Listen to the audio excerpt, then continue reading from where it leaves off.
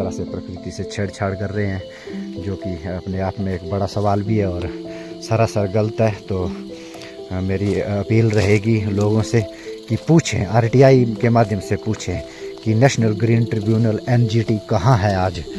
बुद्धिजीवी लोगों को, पढ़े लिखे लोगों को इसके बारे में बातचीत करनी चाहिए। और जो ये ग्लोबल वार्मिंग हो रही है, आज पहाड़ों में भी गर्मी पड़ रही है एकदम बिल्कुल, जबकि लोग वाग पहाड़ों में, शिमला जैसी जगह में, धर्मशाला, चंबा जैसी जगह में लोग वाग इसलिए आते थे कि वहाँ वो गर्मी से राहत पा सकें, लेकिन को खींचने का काम करता है। जो भी जल स्रोत होते हैं उन्हें ज़िंदा रखने का काम करता है। यानी ये जो एक साजिश के तहत हमारे जल स्रोतों को सुखाया जा रहा है और फिर पानी को बोतलों में बेचा जा रहा है, तो इन सब चीज़ों पे सवाल खड़े होने चाहिए।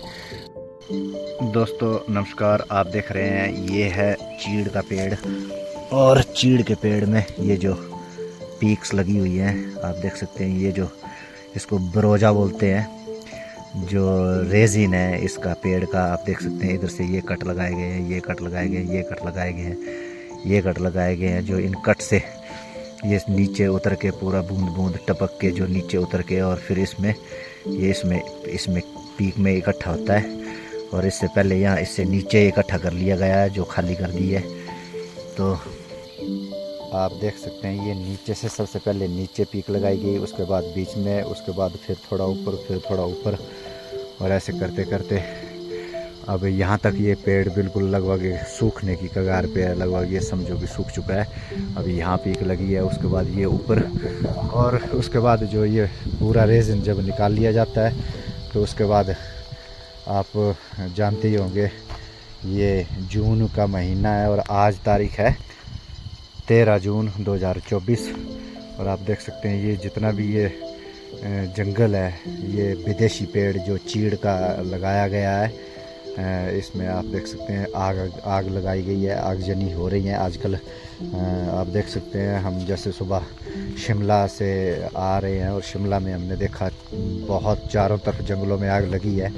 ये मंडी में है हम अभी, और अब लगभग हम कांगड़ा में एंटर हो चुके हैं बैजनाथ की तरफ। और आगे इधर ये बीड़ बिलिंग है, और बीड़ बिलिंग से आते हुए आपने देखा ये बैजनाथ की तरफ ये पूरे पेड़ जो आगजनी से जला दिए गए हैं। और उसके बाद ये जो रेजिन निकाला गया है, ना जाने क्यों अब इसके सबूत इससे मिटाए जा रहे हैं। आप देख सकते हैं ये फिर से छील दिया है जो सूख चुका है। अब इसको छीलने का कारण पता नहीं क्या है, हो सकता है सुखाना हो सकता है। ये आप देख सकते हैं दोबारा से पीक लगी है। जब यहाँ से फिर से रेजिन निकलना शुरू हुआ है तो फिर से इसको इस तरह से दोनों तरफ से कट मारे जाएंगे, ताकि सारा जो माल है वो रेजिन जो है वो इसमें इकट्ठा हो पीक्स में। और उसके बाद ये टीन में, कनस्तर में, पीपे में भर दिया जाता है, और उसके बाद जो है इसको आगे भेजा जाता है कहीं ना कहीं फैक्ट्रियों में। और ये काम जैसे कि खुलेआम हो रहा है, तो हम यही समझ सकते हैं कि ये फॉरेस्ट डिपार्टमेंट के द्वारा किया जा रहा है। तो कहीं ना कहीं अंदाज़ा लगाया जा सकता है कि जो आगजनी की घटनाएं हो रही हैं, जो आग लगाई जा रही है जंगलों में, ये भी फॉरेस्ट डिपार्टमेंट के लोगों का ही काम है, सोची समझी हुई चाल है। और जिसके रिज़ल्ट के रूप में आप देख सकते हैं आजकल बहुत ज़्यादा गर्मी पड़ रही है। शिमला जहाँ लोग ठंडक के लिए आते हैं, ठंडाई के लिए आते हैं, लेकिन वहाँ भी क्या है कि अब गर्मी होने लगी है। हम कल 2-3 दिन से शिमला में थे, तो वहाँ पे हमने देखा कि अब शिमला में भी फ़ैन और एसी की ज़रूरत पड़ने लगी है। इतनी गर्मी हो रही है शिमला में, और धूप में तो बाहर निकला नहीं जाता, बिल्कुल आदमी पसीने पसीने हो जाता है। तो आप देख सकते हैं इस तरह से ये धंधा चला हुआ है बदस्तूर। और जो हमारे लोकल लोग रहते हैं वो बिल्कुल अनअवेयर हैं। ये देख सकते हैं आप, ये भी भरा हुआ है, इसके साथ ये भी भरा हुआ है, और इसके साथ ये भी भरा हुआ है। तो 3-3 पीक्स इधर, ये चौथी 4-4 पीक्स ये अभी फ्रेश लगाई गई है। आप देख सकते हैं ये काटा गया है और फिर यहाँ से रेजिन निकलना भी शुरू हुआ है।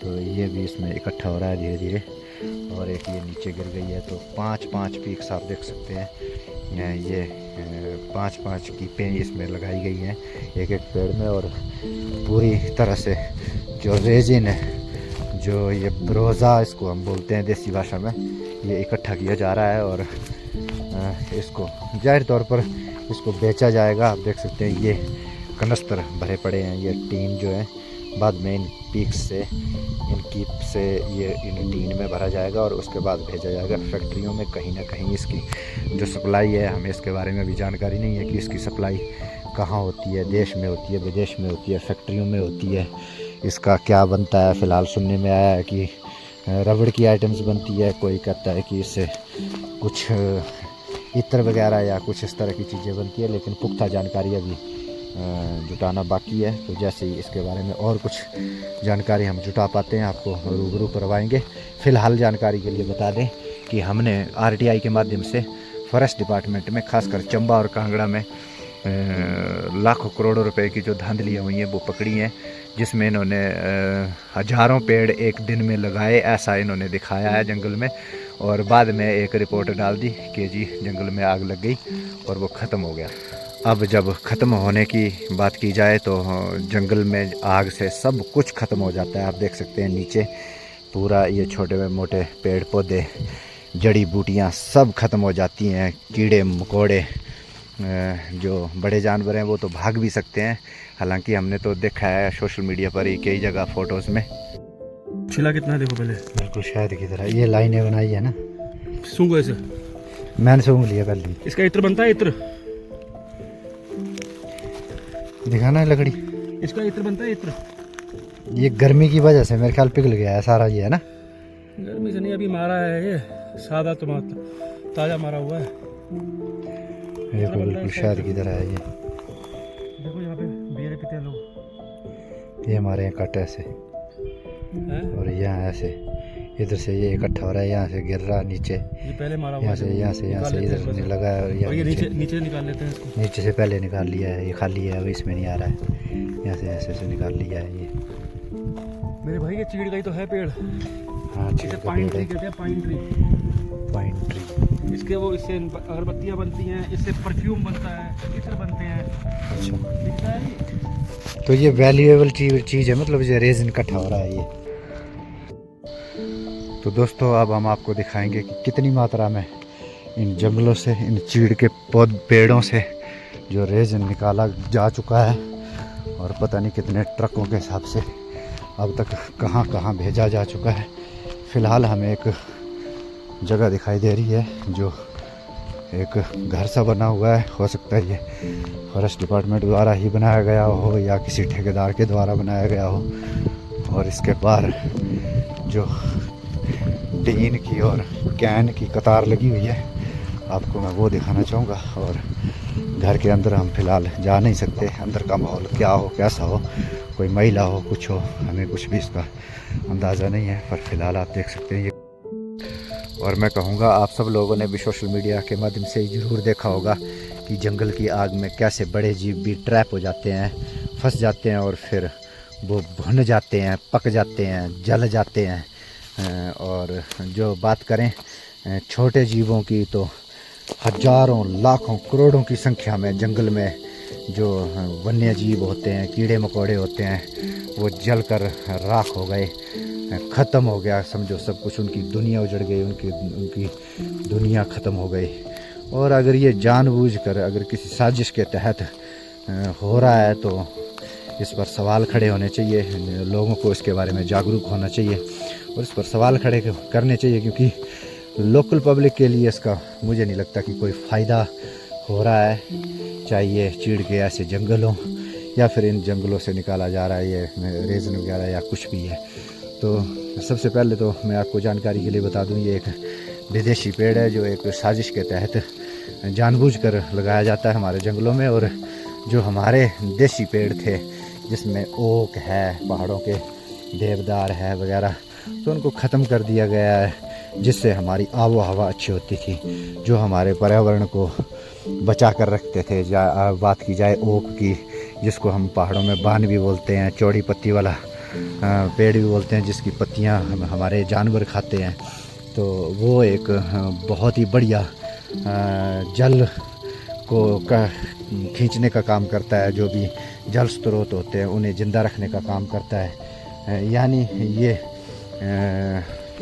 जो एक साजिश के तहत हमारे जल स्रोतों को सुखाया जा रहा है और फिर पानी को बोतलों में बेचा जा रहा है, तो इन सब चीज़ों पे सवाल खड़े होने चाहिए। बुद्धिजीवी लोगों को, पढ़े लिखे लोगों को इसके बारे में बातचीत करनी चाहिए।